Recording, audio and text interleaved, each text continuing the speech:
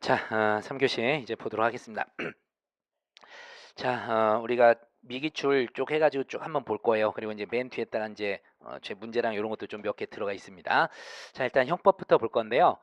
처음에 나온 게 이 개괄적 고의 사례예요. 개괄적 고의. 이 사례가 지금 미기출입니다. 자, 참고로 사시에선 이게 제가 보는 동안만 두 번을 본 그런 기억이 있는데, 자, 1번 을은 갑에게 A를 살해하라고 부탁했다.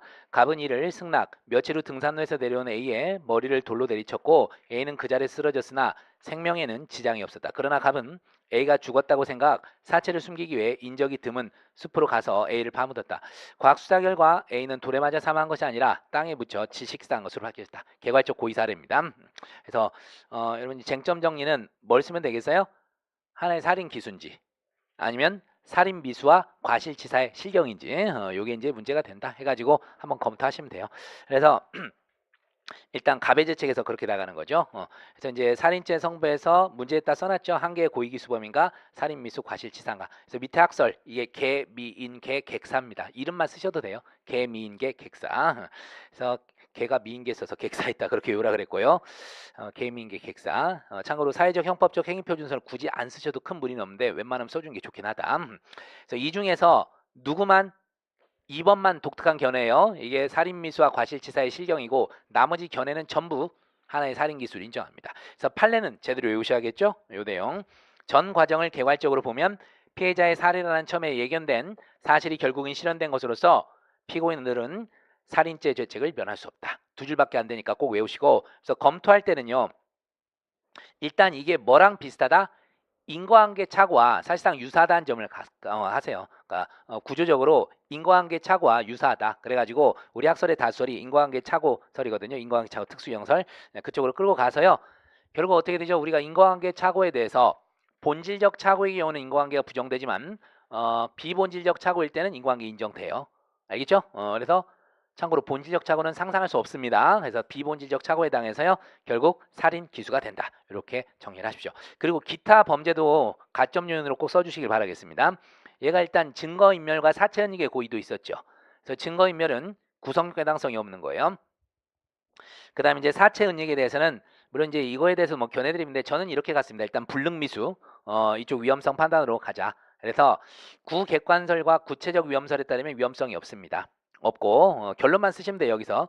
그래서 불가벌적 불능범이지만 추상적 위험설이나 주관설에 따르면 당연히 위험성이 인정돼서 가벌적 불능 미수에 해당하게 됩니다. 참고로 여러분 사체유기 미수 있어요. 조심하세요. 사체유기에 미수가 있기 때문에 이 논의를 하는 거예요. 애초에 사체유기에 미수 규정이 없으면 이런 논의도 할 필요가 없죠. 아시겠어요? 구분하시고.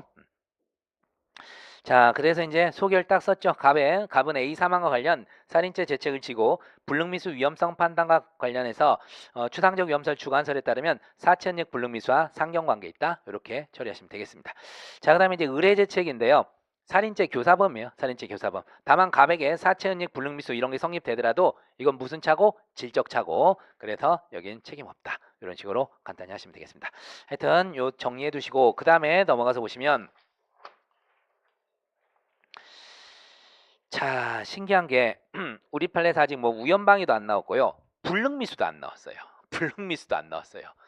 불능미수도 안 나왔다. 그래서 이 우연방위와 불능미수가 같이 연결된 이 좋은 사례가 있어서 한번 실어 놓은 겁니다.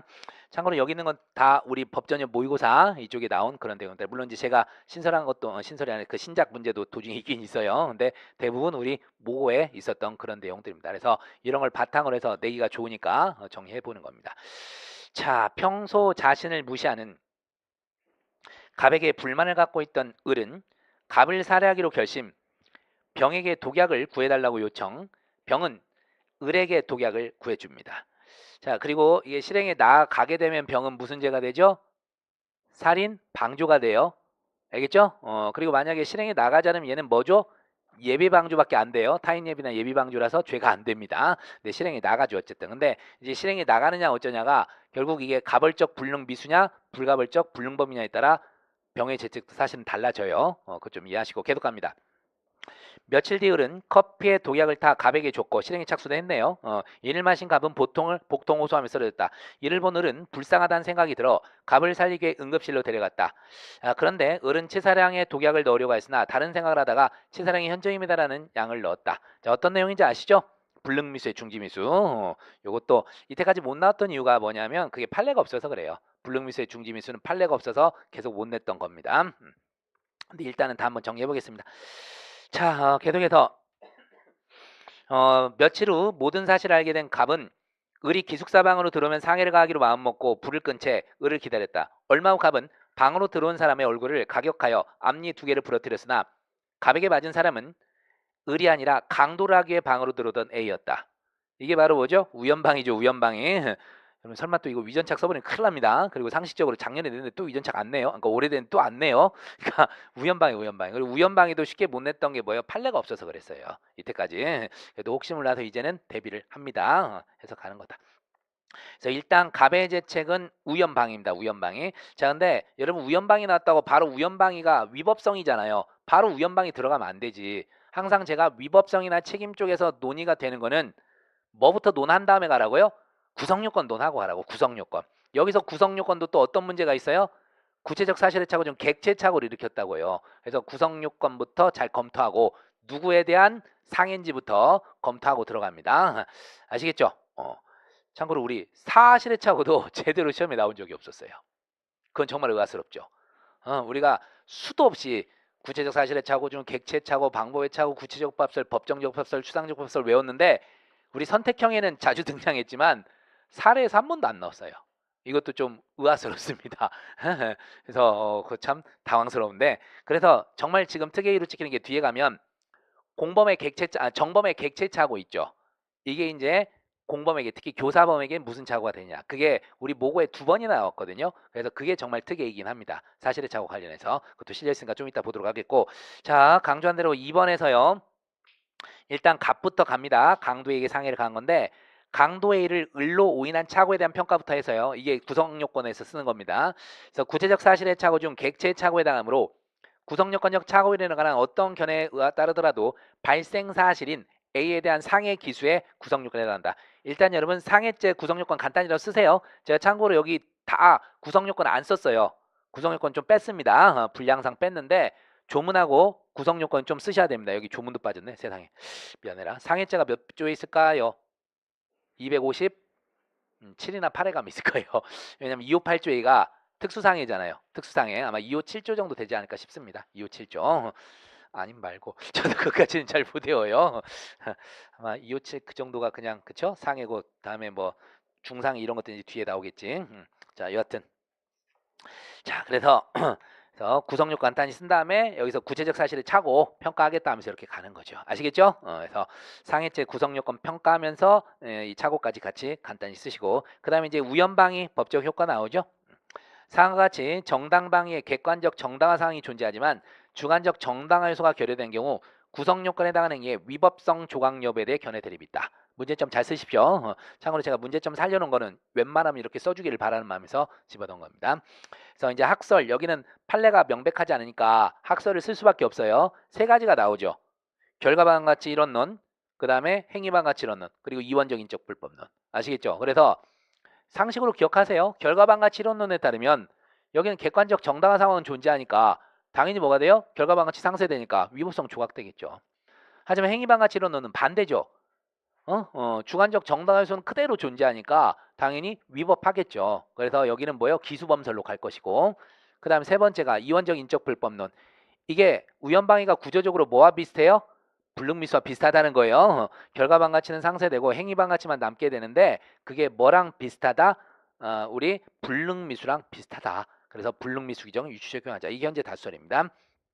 그걸 판례도 좀 써주세요. 소위 11.6 사태에 대한 사안에서 피난 의사가 있었다고 인정할 수 없어 긴급 피난 인정할 수 없다 판시 주관적 정당화에서 필요설의 입장이지만 과연 기수범설인지 불능미수범설인지 명확하지 않다. 이런 용도 써주시고 결론은 검토해서 우리가 다수설로 가시면 돼요. 객관적 정당화 상황이 존재함으로 인하여 결과반 가치는 상쇄, 구조가 불능미수와 유사하다는 점을 고려 이원적 인적 불법론 입장에 따라 불능미수 처럼이 타당하다. 알겠죠? 이렇게 하시고 다만요.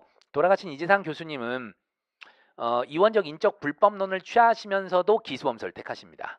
근데 그거는 굳이 답안에 안 쓰셔도 돼요. 예, 그분의 논거는 뭐냐면요. 일단 뭐예요? 결과 발생했다는 거예요. 어쨌든 상위 결과 발생했잖아요. 근데 무슨 미수냐 이거죠. 그래서 결과가 발생했기 때문에 기수다 이런 얘기입니다. 이원적 인적 불법론에서도 기수범설이 있어요. 그거는 객관식용 대비해서 좀 기억하십시오. 사안에다가 요 세 가지만 쓰셔도 될 거예요.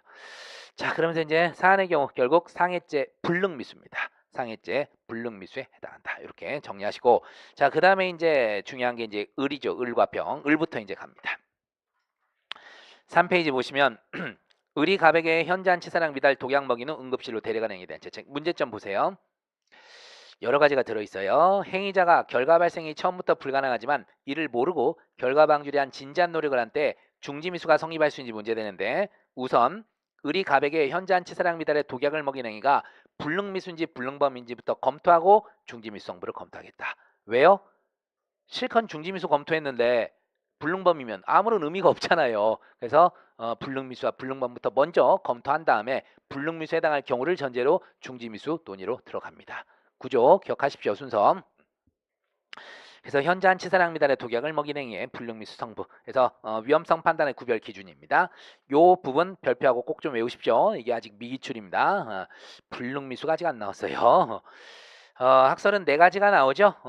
그래서 최대한 줄여서 써놓은 겁니다. 절대적 불능과 상대적 불능을 기준으로 판단하는 구객관설.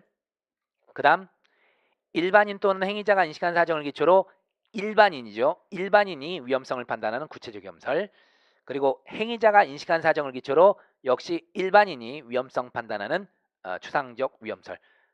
조심하세요. 추상적 위험설을 주관설처럼 쓰는 분들이 가끔 있어요. 주관설 안 쓰고. 그래서 주관설이 뭐죠? 행위자 인식 사정 기초 행위자 위험성 판단이죠. 알겠죠? 이렇게 놓고 우리가 그 구체적 위험설 쓰기는 일반인 또는 행위자가 인식한 사정을 기초로 이렇게 얘기를 하지만 실제 판단할 때는 일반인 인식한 사정을 기초로 하십시오. 일반인 인식한 사정을 기초로 놓고 일반인 입장에서 위험성 판단하십시오. 아시겠어요? 쓰긴 이렇게 쓰되 일반인 인식한 걸 놓고 갑니다. 자, 그리고 판례는 요 정도 쓰시면 돼요.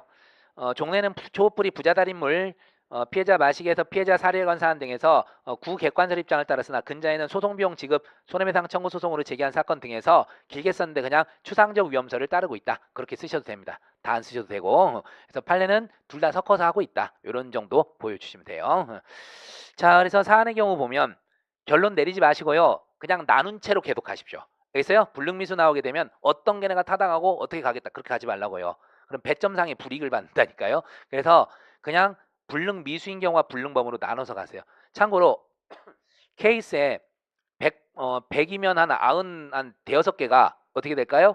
딱 이렇게 나눠져요. 구객관설과 구체적 위험설에 따르면 불능범이고 추상적 위험설과 주관설에 따르면 불능미수가 돼요. 대부분의 경우입니다. 그래서 판단이 잘 안 서면 제가 말씀드리는 그냥 나눠버리세요.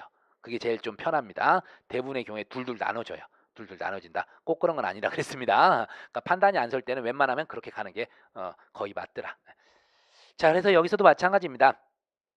구객관설이나 구체적 위험설에 따르면 불능범이에요. 하지만 추상적 위험설과 주관설에 따르면 위험성 인정됩니다. 아시겠습니까? 이 사례도. 왜냐하면 그래서 현저한 치사량 미달 안 죽어요. 일반인 입장에서 현저한 치사량 미달이네 그거 먹고 안 죽어 이렇게 생각한단 말이에요. 하지만 구체적 위험설, 추상적 위험설은 자기가 인식한 거잖아요. 그죠? 자기가 인식한 거. 치사량에 해당한다고 생각하고 매겼어. 그걸 놓고 일반인이 판단하니까 위험성이 있죠. 주관설은 당연히 있고요. 당연히 있고. 참고로 주관설은 미신범 빼고는 다 인정합니다. 미신범 빼고는 다 인정해요. 위험성을. 자, 그래서 일단 이렇게 나눠놓고 그 다음에 이제 불능미수에서 중지미수의 적용 가부인데 원래 세부적으로 들어가면요. 중지미수 적용하자는 견해에서도 둘로 나눠지거든요. 근데 어차피 우리는 판례가 아니라 판례 없다 그랬지. 그냥 처벌의 불균형해서 적극설로 그냥 밀고 가시기 바랍니다. 자, 그래서 학설 대립에서요. 여기는 3개가 아니라 2개가 맞구나. 학설 대립은 여기는 어쩔 수 없이 써야 돼요. 판례가 없어요. 여기다 판례 쓰는 분들 많은데 여기 판례 없습니다. 불능미수에 대해서 중지미수 적용을 할 것이냐에 대해서 판례 없어요. 우리가 판례 있는 건 뭐예요? 예비의 중지 있죠. 거기에 대해서 판례가 있을 뿐입니다. 예비의 중지는 인정하지 않는 거. 그래서 구분하세요. 이거 문제 내면 대부분 판례 쓰시더라고. 판례 따르면 하면서 쓰면 거짓말하지 마세요라고 쓰는데 여러분들 판례 없어요 여기. 그래서 지금 보는 것들은 판례가 없어서 여태까지 안 나왔던 것들, 밀어넣었던 것들 지금 얘기해 주는 겁니다. 주의하시고. 그래서 논거도 쉬워요. 자, 인과관계를 얘기하는 게 소극설입니다. 소극설. 보세요. 결과 발생은 처음부터 불가능했지 행위자 방지행위에서 결과가 발생하지 않은 건 아니다. 알겠죠? 그러니까 행위자의 결과 방지를 위한 노력 때문에 결과 불발생이 아니다. 그 얘기고. 그 다음에 두 번째. 이건 형의 불균형 때문에 인정하자는 거죠. 그죠? 불능미수는 임의적 감면, 그리고 중지미수는 필요적 감면. 노력 똑같은데. 그죠? 결과 방지라는 노력 똑같으니까 형의 불균형 때문에 적극설 이런 겁니다. 그래서 검토도 써놨죠. 처벌의 불균형 고려했었을 때 적극설 타당 이렇게 갑니다. 자, 결국 이제 불능미수의 중지미수 적용을 하자는 견해를 따랐을 때 이제 뭐죠? 자의성 인정되는지를 판단하면 되는 거예요. 자의성. 그래서 이제 4번에서 중지미수의 성부 써놨는데 이게 자의성 판단 여부입니다. 자의성 판단. 우리가 알다시피 객주 F 절규입니다. 객주 F 절규. 그리고 대부분의 사례에서는요. 자의성이 그냥 다 인정되거나 아예 안 되거나 둘 중에 하나예요. 웬만하면 다 됩니다. 자의성이 부정돼 버리면 쓸 게 없거든. 그래서 웬만하면 다 돼요. 그래서 여러분도 학설 이름만 쓰세요. 자의성 판단과 관련된 객주 F 절규 어떠한 견해가 나라도 자의성이 인정된다. 그래서 살인죄 중지미수에 해당한다. 이런 식으로 가십시오. 여기서 부정해 버리면 문제 출제 의도가 달라져 버려요. 그래서 자의성이 당연히 긍정될 수밖에 없어요. 알겠죠? 생각을 하고 좀 정리해 보세요. 답안 쓰기 전에 우리가 조금 초안 좀 잡아가면서 할 때 생각해 보세요. 문제 취지가 불능미수의 중지미수를 적용하자는 측면에서 낼 건데 자의성을 부정해버리면 아무 의미가 없죠. 그죠? 그리고 불능미수에서도 위험성 부정해버리면 아무 의미가 없다고요. 그래서 생각을 해가면서 긍정하는 쪽으로 끌고 가시기 바랍니다. 자, 여기는 논리구조만 잘 알아두시면 돼요. 그래서 사안의 경우 자, 을이 현재 한 치사량미당 독약을 커피에 타 가백에 마시게 한 행위에 대해 위험성 판단과 관련 구객관설이나 구체적 위험설에 따르면 아무 그냥 논의가 필요 없어. 알겠죠? 왜요? 불능범이니까 중지미수 적용 여부 논의할 실익이 없다. 그러나 추상적 위험설, 주관설에 따르면 당연히 불능미수의 중지미수 인정하는 견해에 따르면 살인죄 중지미수에 해당할 수 있게 됩니다. 그 다음에 자연스럽게 나오는 게 누구예요? 공범. 요것도 중지미수가 우리 시험에 나왔는데요. 중지미수 공범에게 미치는 효과 있잖아요. 요건 아직 시험에 안 나왔어요. 공범과 중지미수는 나오지 않았습니다. 그래서 우리가 아시다시피 결론 알아두세요. 3번입니다. 3번. 3번인데 로마자 4번에 3번 동그라미 별표하시고요. 뭐 문제점 이런 거 나중에 여러분이 보세요. 보시는데 일단 최소한 을에게 실행의 착수가 인정돼야 돼요. 그래서 일단 추상적 위험설과 주관설을 따라야 됩니다. 그래야만 병에게도 어떠한 효과가 미치는지 이게 검토되는데 3번에서 기억하십시오. 이 두 줄 잊으시면 안 됩니다. 중지미수는 인적 처벌 소멸 사유입니다. 그래서 일신 전속적. 그러니까 인적 처벌 소멸 사유 안 써도 좋아요. 중지미수는 일신 전속적. 요 말이 들어가야 돼요. 그래서 일신 전속적인 바 자의로 중지한 자에게만 미칩니다. 그죠? 그래서 다른 공범에게는 영향을 미치지 않아서 다른 공범은 뭐로 처벌돼요? 장애미수로 처벌되는 거예요. 우리가 그 청왕상해 사건 같은 경우에도 마찬가지죠. 기억나시죠? 청왕상해 사건이 뭐였었죠? 대전역 앞 거기에서 전화 걸어서 주인과 함께 공범 체포했던 사례잖아요. 거기에서 같이 체포한 놈은 자의성이 인정돼서 중지미수가 됐지만 체포 당한 자는 뭐가 되죠? 중지미수가 아니라 장애미수로 끝납니다. 장애미수. 그때도 써야 될 말이 요 말이에요. 요 말. 그래서 알아두십시오. 자, 그래서 결론적으로 병은요. 살인죄 불능미수의 중지미수가 아니라 그냥 불능미수로 끝납니다. 그래서 병은 살인죄 불능미수에 대해서만 방조범 죄책을 부담한다. 좀 어려운 문제긴 한데 이 논리구조 좀 잘 좀 파악해 두시기 바랍니다. 이거 문제 내면 되게 잘 냈어요. 여러 가지를 복합해가지고 냈는데 너무 어려울 것 같아서 아직도 시험에 안 냈던 것 같아요. 이게 몇 년 전 거거든요. 근데 아직까지 안 나왔는데 이제는 좀 내도 우리가 어느 정도는 극복하지 않을까 싶습니다. 그래서 정리 잘 해주시기 바라겠고 자 갑니다. 계속해서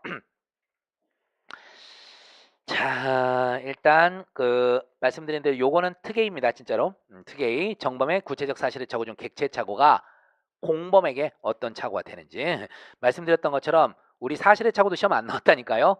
그래서 같이 좀 정리해서 외워두시는 게 좋습니다. 이거 뭐 앞에 쭉 나오는데 필요한 건 이제 뒷부분만 봐두는데 일단 읽어보겠습니다. X회사 대표이사 을은 개인 사정으로 채권자 갑에게 빌린 5천만 원을 변제기에 변제하지 못하게 되자 갑에게 채무 변제 유예를 요청합니다. 그러자 갑은 을에게 이번 기회에 빚도 갚고 의뢰자금 사정도 해결할 겸 A가 보유한 현금을 훔치라고 지시합니다. 이에 을은 A의 현금을 훔치기로 마음먹고 범행 당일 23시경 외출 중인 A 집에 들어가 A 소유 현금 1억을 자신의 가방에 넣어 현관을 나오다 외출 후 예정보다 일찍 귀가하던 A와 마주치자 도망합니다.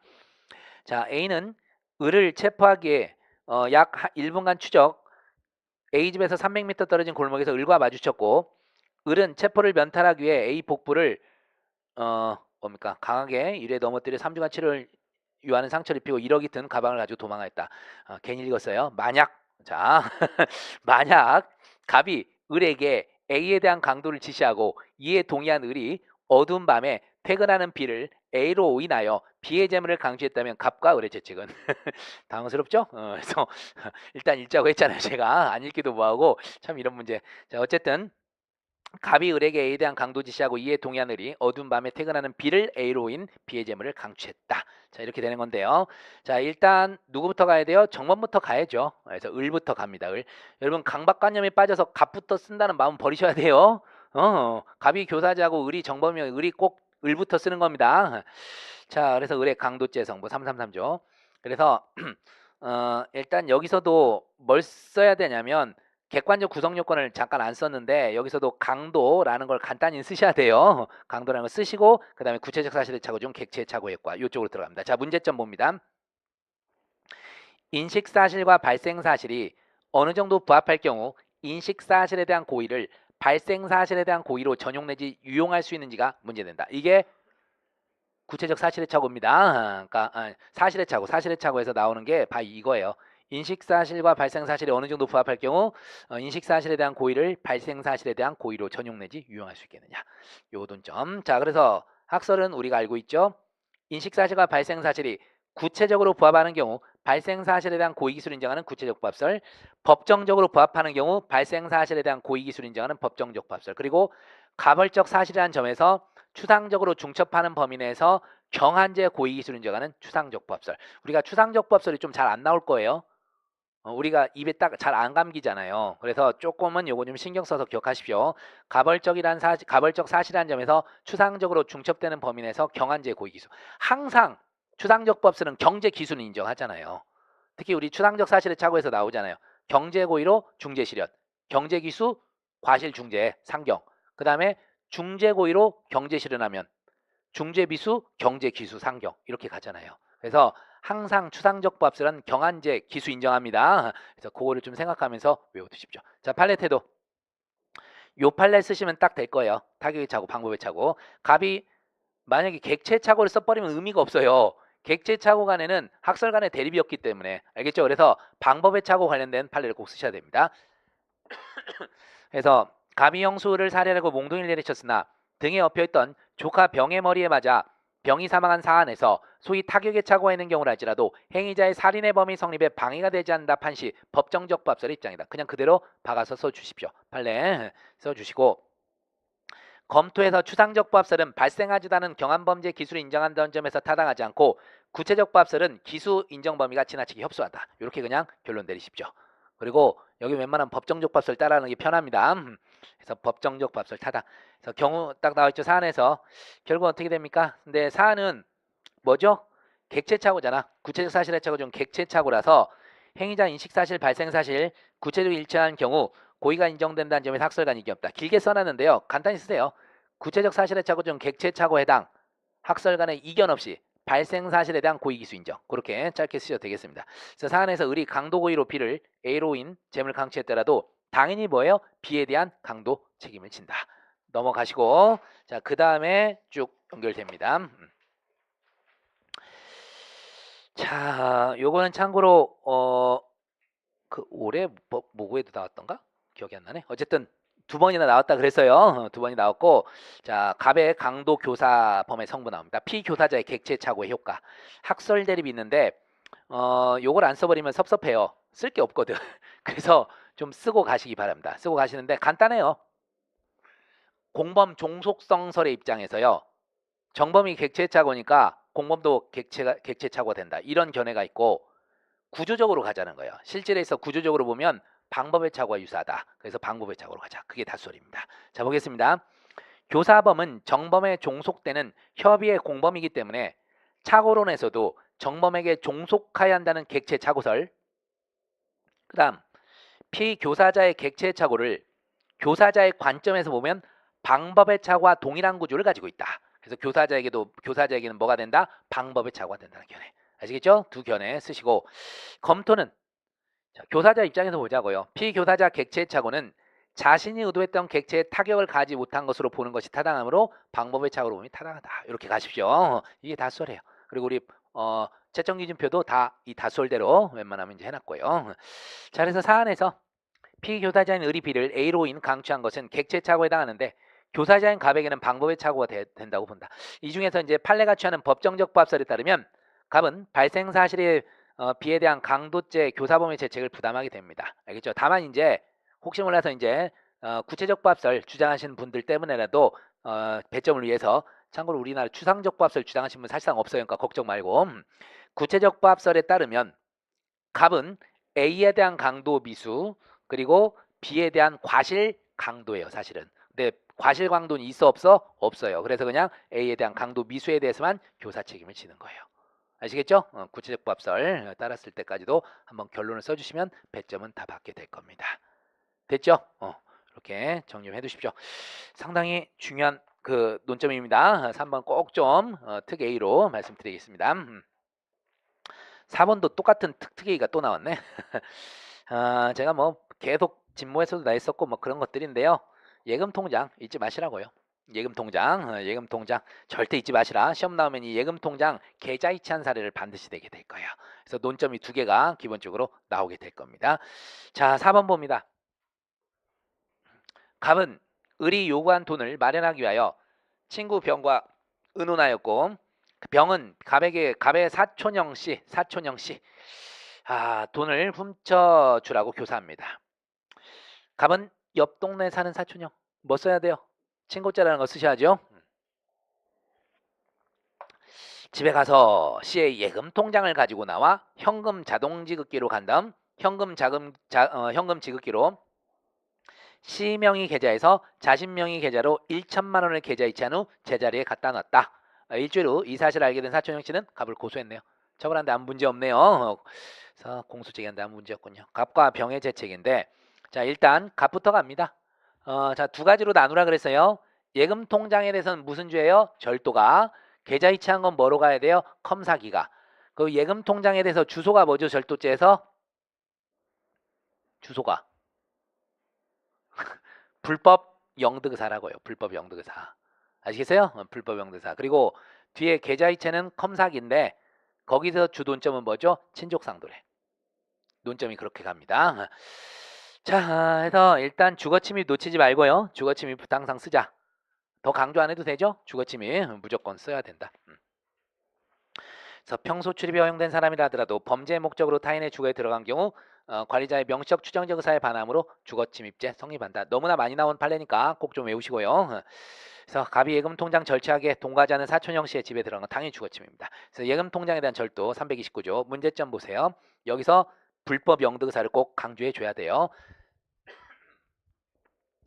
예금 통장에 대한 절도죄인지 아니면 불가벌적 사용 절도에 해당한지가 불법 영득 의사를 인정할 수 있는지와 관련된다. 만약 불법 영득 의사가 인정되어 절도죄가 성립할 경우는 친족상돌의 규정이 적용될 수 있는지도 살펴봐야 된다. 알겠죠? 이때도 친족상돌에 살펴봐야 되죠.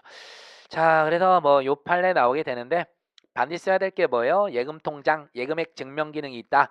그리고 이러한 증명 기능은 예금 통장 자체가 가지는 경제적 가치다. 그죠? 그래서 예금 인출 후 예금 통장 반환했더라도 예금액 증명 기능의 경제적 가치에 대한 불법 영득사 인정할 수 있다. 알겠죠? 이거 통째로 쓰시면 제일 좋아요. 세 줄밖에 안 되잖아. 그대로 외워가지고 써주시면 좋겠습니다. 불법 영득의사입니다. 그래서 예금 통장에는 예금액 증명 기능이라는 그런 특수한 기능 가치가 있는데 이게 인출한 예금액만큼 그 경제적 가치 불법 영득의사 인정된다. 아시겠죠? 이렇게 외워서 쓰시면 됩니다. 자, 그래서 1천만 원 자신의 계좌 이체했죠. 예금액 증명 기능이라는 특수한 기능 가치는 예금액만큼 소모 불법 영득의사 인정 절도죄 성립합니다. 되세요? 자, 근데 요거 외에도 여러분 그 절도죄 구성요건 딴 것도 쓰긴 쓰셔야 돼요. 타인 소유 타인 점유의 재물, 점유자 의사에 반하여 점유자의 점유를 배제 자신의 실력적 지배에 옮겨놓으면 성립되는 범죄이다 하면서 특별히 불법 영득 의사가 필요하다 이런 걸 쓰시고 이제 가야 되겠죠. 알겠죠? 그래서 구성요건 시간 되면 쓰세요. 시간 안 되면 그냥 바로 이렇게 쓰셔도 되고. 알겠죠? 구성요건 쓰면 기본 점수가 원래 나가요. 근데 그것보다 중요한 건 요 쓰는 거잖아. 그래서 시간이 안 되면 구성요건 무시하고 그냥 바로 중요 쟁점만 이렇게 해서 쓰더라도 합격하는 데는 전혀 지장 없어요. 알겠죠? 여러분이 수석 노리고 그러면 그런 거 다 쓰세요. 쓰시는데 우리가 합격한다고 변호사증이 훨씬 큰 거 나오고 그러지 않습니다. 수석했다 그래서 그런 거 안 나와요. 그러니까 걱정 말고 여러분이 합격할 정도만 하세요. 끝으로 문 닫고 들어가도 상관없어요. 그래서 합격만 하면 되니까. 자, 일단 알아두시고. 자, 그 다음에 친족상도례 써야 되겠죠?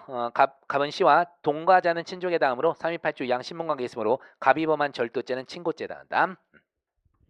자, 그 다음에 이제 1천만 원 계좌이체 나오죠. 그래서 여기서도 검사기가 성립하는지, 그 다음에 친족상들의 규정 적용될 수 있는지, 피해자 누구인지, 특히 피해자에 따라 동그라미, 알겠죠? 그래서 친족상들에 관련해 피해자가 누구인지가 문제된다. 요게 핵심입니다. 그래서 검사기는 그냥 뭐 바로 그냥 포섭 들어가고 아니면 판례로 대체해도 돼요. 신진기획 그 사례 있잖아요. 계좌이체한 거 뭐 그걸 쓰셔도 되고요. 어쨌든 8페이지 이건 같이 써놨습니다.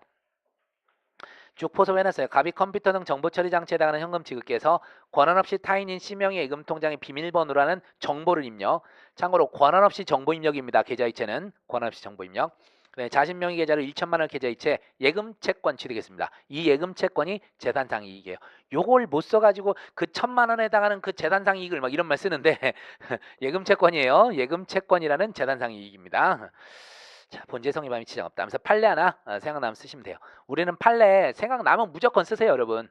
관련돼 보인다면 쓰세요. 그럼 점수 줘요. 응? 이런 것도 써주네. 그래서 그래, 딴 거는 못 쓴 것 같으니까 이거라도 점수 줄게 하면서 계속 가점 줍니다. 판례 쓰면 괜히 손이 나가요, 저도. 그리고 목차 세분하면 손이 어쩔 수 없이 더 나간다니까요. 하다가 아닌데 이렇게 많이 주면 안 되는데 이런 마음이 들긴 하는데 다시 안 고쳐요. 에이씨 하고 넘어가요. 누구나 그래요. 그러니까 좀 목차 세분해서 짧게 짧게 쓰는 사람이 훨씬 더 많은 점수 받아요. 진짜로 그래요. 채점하다 보니까 그게 기망인데 어떻게 보면 속으면서도 점수가 나갑니다. 쓴 거 또 쓰는데 왜 점수가 나가지? 하면서 그렇게 가요. 그러니까 여러분도 좀 목차를 나눌 여유가 있으면 나누고 짧게 쓰는 게 더 편해요. 막 만연체로 막 쓰면 몽땅 써도 세부적 목차로 간단하게 쓴 사람만큼 점수가 잘 안 나가요. 좀 그것 좀 염두에 두시기 바랍니다. 자, 여하튼 판례는 생각나면 무조건 쓰시라. 신진기의 그 패스워드, 아이디 패스워드에서 계좌 이체한 거, 요 사례 알고 계실 겁니다. 그 다음에 당연히 이제 여기서는 이제 손자 할아버지, 그 사건이 나와야겠죠. 손자 할아버지 소유 농업협동조합 예금 통장을 절취, 현금 자동짓기 해놓고 조작하는 방법으로 예금 잔고를 자신의 거래형 계좌로 이체한 경우 길게 쓰지 말고 그냥 뭐라고 하면 돼요? 그 손자가 할아버지 예금 통장으로 계좌 이체한 사안에서 그냥 그렇게 하셔도 돼요. 자, 농업협동조합이 생각 안 나면 뭐예요? 금융기관이라고 하시면 돼요. 금융기관이 검사기 범행의 피해자라고 판시하여 친족상도에 적용할 수 없다고 판시한 바 있다. 그렇게 쓰십시오. 생각나는 대로 쓰시면 돼요. 포인트는 뭐예요? 피해자가 금융기관이라는 거. 요 부분만 밝히면 돼요. 핵심은 요 내용입니다. 자, 그래서 검사기 친족상도에 적용할 수 없다. 그래서 이 사례에서도 피해자는 사촌형 씨가 아니라 씨가 거래한 금융기관이에요. 검사기에 대해서 친족상도에 적용될 수 없다. 됐죠? 자, 그 다음에 이제 나와야 되는 게 병의 재책인데요. 우리 이거 자주 나옵니다. 공동정범의 착오에서도 잘 나오고 교사범 착오도 되게 잘 나오죠. 항상 나오면 질적 착오와 양적 착오를 나눠서 먼저 설치하고 사안포섭하십시오. 대부분의 경우에 하나는 질적 착오고 하나는 양적 착오에 해당해요. 주로 이제 초과가 되겠죠. 주로 여기서 써있네 초과. 질적 초과 뭐 이런 말이 나오는데 뭐 질적 초과 본질적 안 써도 돼. 질적 초과의 경우 그렇게 쓰셔도 됩니다. 질적 초과는 다 본질적이야. 그렇게 그냥 기억하세요. 질적 초과의 경우. 자, 피교사자가 교사받은 범죄와 전혀 이질적인 범죄를 실현한 경우 정범이 실행한 범죄에 대해 교사범 성립하지 않습니다. 다만 그냥 짧게 써서 기도된 교사로 예비임무에 준해 처벌될 수 있다. 그렇게 기억하십시오. 기도된 교사로 교사한 범죄에 대해 예비임무로 처벌될 수는 있다. 이 정도 쓰시고 그 다음 양적 초과. 실행한 범죄와 교사한 범죄가 동질이지만 그 정도를 초과한 경우 교사자는 원칙적으로 초과 부분의 책임을 지지 않고 교사한 범죄 교사범으로 처벌된다. 알겠죠? 다만 이게 이제 항상 중요한 게 결과적 가중범. 기본 범죄를 교사인데 정범이 결과적 가중범을 실현한 경우 동그라미 치세요. 교사자에게입니다. 교사자 스스로에게 중한 결과에서 과실 또는 예견 가능성이 있으면 교사범 성립할 수 있습니다. 요거는 그냥 그대로 외우세요, 여러분. 딱에서 교사범 뭐 차고 나오면 그냥 요거 그대로 쓰시는 거예요. 알겠죠? 공동정범 나와도 거의 비슷하게 갑니다. 뒤에 나오겠지만 하여튼 요 차고는 질적 차고, 양적 차고 나눠가지고 그대로 좀 외우세요. 그래서 사안에서도 보세요. 병은 갑에게 사촌형 씨의 돈을 훔치라고만 교사했죠? 근데 주거침입도 하고 컴사기도 했잖아. 주거침입과 컴사기는 여기는 질적 착오로 갑니다. 질적 초과라고. 그래서 책임이 없고요. 오로지 어디까지만 결국 절도까지만 책임을 져야 됩니다. 그래서 소결 병은 갑이 범한 범죄 중 절도죄에 대해서만 교사범 채책을 부담한다고 범위 타당하죠. 부담한다고 평가된다. 여기다가 이제 덧붙이면 그거를 제가 안 썼는데 좀 더 써주시면 좋은 게 뭐냐면 얘는 친족상도에 적용해요 안 해요? 안 한다. 그것도 플러스 시키십시오. 그게 328조 사망에 돼 있어요. 형법 328조 사망입니다. 우리가 사망을 거의 안 보는데 공범 신분 그쪽에서 공범관계인 자, 신분 있는 자에게만 적용한다 이렇게 돼 있거든요. 알겠어요? 그래서 328조 사망까지 언급하시면서 얘한테는 친족상도에 규정 적용이 없다. 그거까지 좀 플러스 시키시기 바랍니다. 아시겠죠? 자, 됐습니다. 넘어가시고. 그 다음 거 공범관계 이탈이 주돈점입니다. 사실은 여기서 공범관계 이탈이 주돈점이고 허구한 나오는 거 올해도 아마 이거 나왔었죠. 항상 뭔가 범죄를 저지르는 게 권리 실현 수단으로 공갈 이런 거 했었을 때 어떻게 되냐 그 돈이죠. 그거랑 그 다음에 뒤에 나온 거 여기서 핵심은 뭐다? 저기 공범관계 이탈입니다. 의뢰 죄책에서 우리가 허구한 날 공모관계 이탈은 배웠어도 공범관계 이탈은 안 배웠잖아요. 그래가지고 그 내용 좀 잘 써달라는 의미에서 한번 살펴보겠습니다. 오늘 이제 이거까지만 하면 끝나겠네. 자, 보겠습니다. 이거 우리 모고에 나온 겁니다. 모텔을 운영하는 을은 1일 정산 중 50만 원 없어진 걸 발견. CCTV 화면을 돌려봤는데 옆 동네에 선은이 아니 사는인데 조카 A가 관리실에서 현금 들고 나가서 확인했다. 화가 난 을은 체격 건장 팔에 문신을 한 모텔 종업원 병에게 A가 한 일을 말하면서 A에게 손은 대지 말고 적당히 겁을 주어 훔쳐간 돈 50만 원을 네가 돌려받아 쓰는 게 어떠냐 제안합니다. 며칠 후 병은 을에게 전화 A 원룸 건물 앞에 왔는데 제안이 여전히 유효한가요? A가 모텔 종업원으로 열심히 일했던 기억이 떠올라 그 사이 마음이 바뀐 을은 A를 만날 것도 없고 A에게 겁을 주거나 훔쳐간 돈을 되돌려 달라고 요구하지도 마라. 대신 내가 50만 원 주겠다. 자 이랬더니 병은 이제와 무슨 소리입니까? 내가 알아서 하기로 하겠습니다. 하면서 의뢰 요청을 거부합니다. 이게 이제 교사 이탈되냐 이거야. 공범관계 이탈. 이 정도 갖고는 안 돼요. 이 정도 가지고는 안 됩니다. 자, 병은 A가 번호키를 눌러 현관문을 걸고 건물 안으로 들어가자 현관문이 닫히기 전에 재빨리 건물 안으로 들어가서는 계단을 올라가고 있는 갑에게 다가가 문신을 보여주며 겁을 주고 50만 원을 을에게 돌려주라고 했으나 코웃음을 치자 화가 난 병은 돈은 안 내놔도 된다. 한 대 맞아야겠다 해서 A의 얼굴을 주먹으로 때려 콧뼈를 부러뜨린 다음 그 자리를 떠납니다. 자, 여기서는요. 일단 그 누구부터 쓸까요? 당연히 병부터 써야겠죠. 병 또 뭐 놓치면 안 돼요? 주거침입 놓치지 마십시오. 주거침입 놓치지 마시고 공갈죄를 쓰는데 이게 권리 실현 수단으로서 쓴 공갈입니다. 공갈. 자, 그래서 이게 법전협에서 이제 공갈이냐 강도냐를 나눠놨는데 요 정도는 강도라고 보기보다는 공갈 정도로 보는 게 타당해 봅니다. 그리고 돈 받았어요? 못 받았어요? 못 받았죠? 공갈 미수예요, 미수. 그것도 좀 정리하시고 그래서 일단 한번 볼게요. 공갈죄부터 써 들어갔군요. 병. 그래서 공갈 강도 구별 나왔는데요. 시간 없으면 굳이 안 쓰셔도 돼요. 굳이 안 쓰고 딱 봐도 공갈이잖아요. 이거를 반항 불가능 그런 정도의 폭행 협박으로 보기는 어렵죠. 그래서 자 여기는 뭐 써놓긴 했지만 어쨌든 우리는 그냥 공갈로 바로 가셔도 되겠습니다. 그래서 사안에서 병이 갑에게 자신의 문신 보여주면서 겁주고 50만 원 자신에게 돌려달라고 한 행위는 강도에서 요구하는 협박으로 평가할 수 없어요. 그래서 공갈의 실행의 착수에도 평가되고 다만 50만 원 받지 못했죠? 미수입니다. 미수 놓치지 마시고. 그러면서 여기서 핵심이 바로 이 불법 영득의사 내지 위법성 조각 여부예요. 사실은 제가 수업하면서 불법 영득의사 때 쓰지 말고 그냥 어디서 쓰는 게 좋다? 위법성 조각 쌓일 때 쓰라 그랬잖아요. 그래서 그렇게 쓰셔도 되는데 원래 정석은 이렇게 쓰는 거예요. 불법 영득의사의 영득의사 내지 위법성의 조각 여부 이렇게 같이 합니다. 판례도 늘 같이 하거든요.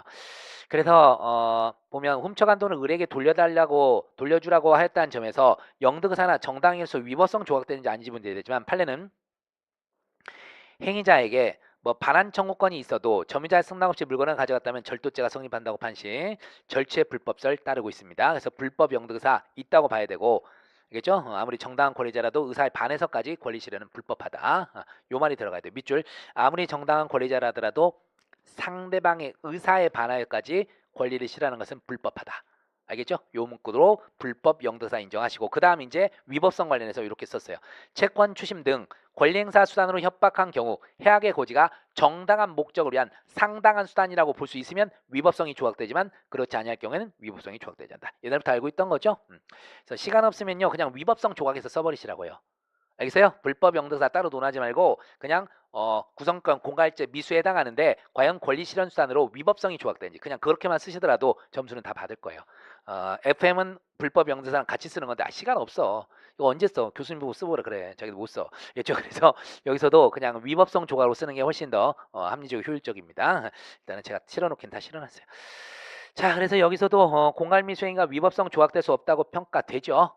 여기서는. 그래서 가시고 다만 그리고 여기도 조심할게요. 피해자 A와 교사범 을만이 328조 2항 친족관계 있기 때문에 병한테는 친족상대 적용 안 됩니다. 이것도 좀 기억하십시오. 여긴 거꾸로 정범이 친족관계가 없고 공범만 있는 거예요. 이것도 놓치지 마시고요. 어쨌든 신분관계 있는 놈이 있으면 그 놈만 적용시켜준다. 그 다음에 주거침입죄에서 아까 계단이죠. 계단. 일부러 써주는 거예요. 특정 문구를 주면 거기에 맞는 판례를 쓰셔야지. 그래서 자 여기 이제 객체를 잘 써야 돼. 주거침입죄에서 주거침입죄에서 주거란 단순히 가옥 자체만 말하는 것이 아니라 정원 등 위호지 포함하는 것인 바. 자 이 내용이죠. 다가구용 단독주택이나 다세대주택, 연립주택, 아파트 등 공동주택 안에서 공용으로 사용하는 계단과 복도 요 말이 들어가야 됩니다. 계단과 복도 계단 나왔잖아. 그러니까 이거 써줘야죠. 계단과 복도는 주거침입죄 객체인 사람의 주거에 해당한다. 여기서는 포인트가 주거의 의미 쓰는 겁니다. 객체. 그 침입행위 당연히 의사의 반에 들어가는 건데 범죄 목적 들어가거나 출입 방법 자체가 상당하지 않은 거. 요거 외우시라 그랬죠 제가. 판례에 따를 때 두 개입니다. 범죄 목적 또는 출입 방법 자체가 상당하지 않은 경우. 주거침입 인정하고 있죠. 그래서 사안에서 자 현관문 열고 들어가자 현관문 잠기기 전에 원룸 건물 안으로 들어가는 행위는 공갈죄 등을 범할 목적으로 침입에 해당하고요. 비록 A의 주거인 원룸 자체에 들어간 것은 아니라도 요 말을 써줘야 돼요. 원룸 자체에 들어간 건 아니더라도 원룸 건물의 공용 부분에 들어간 것으로 평가 기수에 해당한다. 됐죠?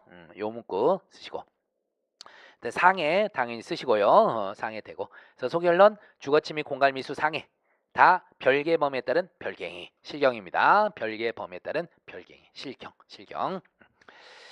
자, 그 다음에 의뢰재책. 자, 여기 대부분 특수교사를 안 썼을 가능성이 높은데 그냥 교사만 써도 웬만한 점수는 나가겠죠. 근데 정확히 따지면 뭐죠? 자기 뭡니까? 이 병이 누구예요? 모텔 종업원이잖아요. 자기의 지휘 감독을 받는 자 이렇게 해서 형법 34조 2항의 특수교사. 이것도 문제 내면서 저도 아무 생각 없이 교사라고만 썼는데 채점이 딱 보니까 특수교사네. 그래서 저도 이제 한 건데 이런 게 이제 세세하게 안 놓칠 수 있도록 조심하시기 바랍니다. 괜히 종업원 만약에 아는 뭐 이런 걸 썼으면 그냥 교사죠. 그래서 종업원이란 말을 썼던 것은 특수교사라는 걸 한번 써달라는 거죠. 이거 이제 세부적으로 알면 점수를 제대로 받을 것이고 아니면 보통 점수 이런 겁니다. 그래서 특수교사에서 34조 2항 써 있습니다. 조문 써놨고요. 2분의 가중. 사안에서 을은 자신이 운영하는 모텔 종업원 병에게 A에 대한 공갈을 제한, 병이 공갈죄를 범할 것을 결의하게 하였고 앞살핀 바와 같이 병이 공갈미수를 범하였으므로 제한적 종속 형식에 따를 경우 이른 을은 공갈미수에 대해서 특수교사 죄책 부담합니다. 다만 병이 공갈행위 나가기 전에 만료하는 바 공범관계 이탈이 인정될 수 있는지 요거를 살펴보자는 거죠. 그래서 주논점이 바로 이 공범관계 이탈입니다. 공범관계 이탈. 자 문제점 보세요. 사안에서 을이 공갈을 교사한 후 피교사자인 병이 공갈에 대한 실행의 착수에 이르기 전입니다. 항상 우리가 공모관계 이탈이건 공범관계 이탈이건 뭐죠? 착수전 이탈이에요. 착수전. 그래서 실행의 착수 전에 자신이 대신 돈을 지급하겠으니 공갈행위를 멈추라고 했는 바 동행위가 공범관계 이탈에 해당한지 검토돼야 됩니다. 그래서 공범관계 이탈 판례 외우십시오. 교사범이 공범관계로 이탈하기 위해서는 피교사자가 범죄 실행이 나가기 전에 교사범에 의하여 형성된 피교사자의 범죄 실행의 결의를 해소하는 것이 필요하다. 그 다음에 당초의 교사행위에 의하여 형성된 피교사자의 범죄 실행의 결의가 더 이상 유지되지 않는 것으로 평가할 수 있다면 31조 1항에 의한 교사범의 30조 1항 빼셔도 돼요. 교사범의 죄책을 부담하지 않는다. 이렇게 언더라인 부분만 외워서 쓰셔도 충분합니다. 그래서 나누면 착수 전에요. 교사범에 형성된 범죄 실행 결의 해소하는 것이 필요하다. 그래서 어쨌든 당초 교사행에서 형성된 범죄 실행 결의가 더 이상 유지되지 않는 것으로 평가할 수 있다면 뭐다? 교사범 안 된다. 설령 요놈이 범죄를 저질렀더라도. 알겠죠? 그래서 딱딱 끊어가지고 한 번씩 기억을 잘 해두시기 바랍니다. 우리가 공모관계 이탈 뒤에다가 이제 넣어놓긴 했는데 그것도 꽤 됐거든요. 몇 년 돼서 이제 넣어놓긴 했는데 어쨌든 이 사례 나오면 공범관계 이탈 꼭 기억하십시오. 교사를 하게 되면 공범관계 이탈 이 논의로 갑니다. 참고로 우리 다수설은 공모관계 이탈 부정하고 항상 이 공범관계 이탈로 갔었어요. 왜냐면 우리 다수설은 공모 공동정을 부정하거든요. 이해돼요? 그래서 공모관계 이탈은요. 공모공동정을 인정하는 그 견해, 특히 판례에서만 가능해요. 우리 학설의 다수는 공모공동정을 부정하기 때문에 옛날부터 그 주모자에 대해서 이 교사범 있죠? 공범관계 이탈을 끄집어냈었어요. 인과관계 단절 여부로. 어쨌든 판례대로 우리는 외웁시다. 그냥 나눠서요. 공모 이런 얘기 나오면 공모관계 이탈, 그리고 교사 한 사례 나오면 공모관계 이탈, 이렇게 그냥 구분하십시오. 자, 어쨌든 이러한 판례 태도에 따르면 의뢰 만료 행위 정도로는 공범관계 이탈이 인정되지 않는다고 봐야 돼요. 그죠? 범죄 실행 결의 해소 못 시켰어요. 요 정도 가지고서는. 그 다음에 을은 다만 친족입니다. 피해자 A와 동거하지 않은 친족의 당함으로 328조 2항에 따라 가배 고소가 있어야 공소제기 가능합니다. 알아두시고. 자, 그리고 마저 착오 써야죠. 여기서도 상해하고 주거침입은 교사한 적이 없죠. 여기 질적 착오입니다. 그래서 큰 논점이 아니기 때문에 줄였었는데 요것도요. 아까처럼 양적 착오, 질적 착오 쫙 써서 돼요. 여기서도 이제 줄여서 써놨어요. 보세요. 피교사자가 교사받은 범죄와 전혀 이질적 범죄를 실행한 경우에는 질적 착오에 해당하여 정범이 실행한 범죄에 대해 교사범이 성립하지 않지만 실행한 범죄와 교사한 범죄가 동질이지만 정도를 초과한 양적 착오의 경우에는 교사자는 원칙적으로 초과 부분의 책임을 지지 않고 교사한 범죄에 교사범으로 처벌된다. 어차피 결과적 가지고 많으니까 안 써도 돼요. 여기는. 자, 그래서 사안의 경우 을은 병에게 공갈을 교사했을 뿐이므로 이와 전혀 이질적 범죄인 상해나 주거침입은 질적 착오이다. 그래서 을은 이들 범죄에 대해 교사범 책임 부담하지 않는다. 늘 나오는 패턴입니다. 알겠죠? 사례가 나오면 여러 범죄를 해요. 정범이. 근데 그 중에 하나는 그 기본 원래 하던 대로 하고 나머지가 질적 착오가 많이 나오게 돼 있어요. 또는 결과적 가중범이 나올 때도 있고요. 아시겠죠? 자, 됐습니다. 하나 더 합시다. 미안해요. 자, 시간이 생각보다 남았네. 오늘 빨리 하고 내일 빨리 끝내게. 알겠죠? 보강보다 일찍 끝내는 그런 날도 있어봐야지. 근데 그럴 일은 내일 있을란가? 자, 어쨌든 6번 보겠습니다. 자, 협박죄에 대해서 안 나왔어요. 우리 판례가 협박에 대해서 되게 강조하는 여러 개가 있는데 안 나왔어요. 참고로 이거는 2014년 사법시험 문제인데 협박죄가 나오면요 딱 정해진 게 있어요. 논점이 기본 세 가지가 나갑니다. 여기 있는 게 다예요. 첫 번째 보시면 협박죄 객체 관련해서 법인이 하나 나옵니다. 들어가 안 들어가? 안 들어가요. 자연인만 들어가요. 대신에 해악고지의 객체, 상대방과 밀접 관련 있는 제3자 되죠. 그 제3자의 자연인뿐 아니라 법인이 들어가죠. 그게 두 번째 논점이에요. 그리고 항상 상대방이 안 쫄아. 그래서 뭐가 돼요? 협박, 기미수, 돈이가 나와요. 이 세 개가 기본입니다. 하나는 더 뭐가 들어갈까요? 추가로 들어가는 게 뭐냐면 좀 전에 봤던 거, 이 협박이 권리실현수단으로 사용된 거예요. 이때 위법성 조각되냐. 그게 이제 추가로 토핑이 될 수도 있고 안 될 수도 있습니다. 피자나 시켜 먹을까? 밤에. 자, 여하튼 여러분들 세 개가 기본적으로 나가요. 그래서 협박 나오면 살펴보셔야 돼. 이 사례 잘 알고 있는데요. 여러분들이 내면은요 A 회사에 대해서 협박이 안 되는 걸 잘 못 써요. 그냥 막바로 상무이사에 대해서만 뭐 된다 어쩐다 그것만 써들. A 회사에 대해서 협박이 안 되는 거 하나 논점이에요. 그게 바로 뭐라고요? 협박죄 객체 법인 안 들어간다. 그거예요. 알겠죠? 그래서 뭐 6번 보시면 뭐 사실관계 대충 알 거예요. A 회사 어쩌죠 나오는데 저 경영지원 본부장 비고요. 이런 겁니다. 그래서 이제 회사에다가 먼저 밑에서 세 번째 줄 볼게요. 전화를 걸어서 자신의 횡령을 문제 삼지 말라고 요구하면서 A 회사에 보낸 편지와 동일한 취지로 협박했다. 그러니까 먼저 뭐예요? 회사에 협박 편지 하나 보냈고 그 다음에 경영지원 본부장 B한테 전화 걸어서 협박을 합니다. 그렇고 써있죠. B는 안 쫄아요. 별다른 공포심을 느끼지 않았다. 이게 항상 나오게 돼 있습니다. 자, 그래서 로마자 2번 A 회사에 대한 위협성 편지 보낸 채책 써있죠. 1번 법인이 협박죄 객체인지 요거예요. 판례요. 다 쓰면 돼. 협박죄는 사람의 의사결정의 자유를 보호법이라는 범죄로서 요거 놓치면 안 돼요. 보호법이 가지고 해결합니다. 사람의 의사결정의 자유를 보호법이라는 범죄. 그래서 자연인만을 그 대상으로 예정하고 있을 뿐 법인은 협박죄 객체가 될 수 없다. 그래서 굵은 글씨하고 언더라인만 외우십시오. 그래서 사안의 경우 회사 내부 비리를 금감원 등 관계기관에 고발하겠다는 것은 해악고지가 될 수 있으나 A회사는 법인으로서 협박 객체가 될 수 없어 협박죄 구성요건에 해당하지 않습니다. 누락시키지 마십시오. 제일 많이 누락시키는 게 요거예요, 여러분이. 그 다음에 두 번째, B에게 전화 걸어 A회사가 고발할 것으로 협박하네. 그래서 제3자에 대한 해악고지, 그죠? 원래 해악 실현은 A회사잖아요. 근데 해악 고지를 A회사가 아닌 제3자 있다 했잖아. 요거 얘기하는 거예요.